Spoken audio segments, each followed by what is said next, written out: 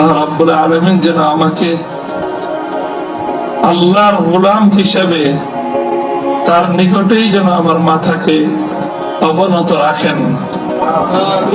এই দোয়াটুকু আপনারা সকলে আমার জন্য নিভৃতে একান্তে করবেন।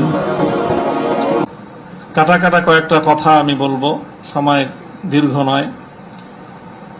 আর সকলে উপলব্ধি করতে পারতেছেন যে আমার প্রতিটা কথাই এখন এটা অনেক বেশি পরিমাপ করা হচ্ছে, দেখা হচ্ছে যে আমি কি বলি।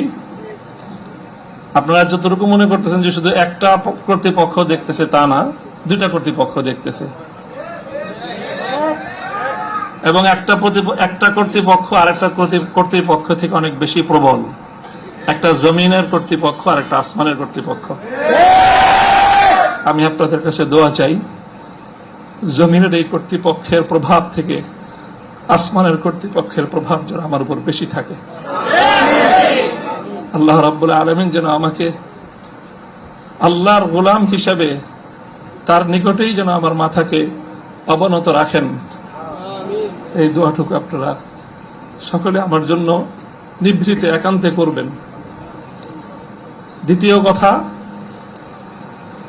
এখানে আমার জন্য অনেক কথা বলা হয়েছে, আমাকে উৎসাহিত করার জন্য এটাই বলা হয়েছে। উৎসাহিত করার জন্য কিছু প্রশংসামূলক বাক্য আলোচনা করা হয়েছে। শেখুল হাদিস আল্লামা আজিজুল হক রহমতুল্লাহ আলাইহির শানে আমরা এই কথাগুলো বলতাম।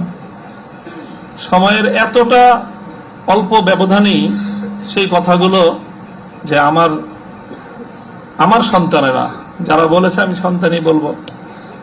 ছাত্ররা তোমাদের কাছে মুফতি সাঈদ হয়তো অনেক বড় শিক্ষক হতে পারে, আমার কাছে ওই সাঈদই। প্রিয় দর্শক, শায়েকের কথাগুলির দিকে কি আপনারা লক্ষ্য করেছেন? শায়েক জনসমুখে কখনো এভাবে কথা বলেনি। শায়েক অনেক ভারাক্রান্ত হৃদয় নিয়ে, মনের ভিতরে চাপা কষ্ট নিয়ে এই কথাগুলো বলেছেন। তিনি একটি কথা বলেছেন, জমিনের মালিকের প্রভাবের চেয়ে যেন আসমানের মালিকের প্রভাব ওনার উপরে বেশি থাকে। আমরা দোয়া করি শায়েক আল্লাহ সুবহানাহু ওয়া তাআলা যেন আপনাকে তার রহমতের চাদরে আবৃত করে নেয়। আল্লাহ সুবহানাহু ওয়া তাআলা যেন আপনাকে ইমানি শক্তি আরো বাড়িয়ে দেয়।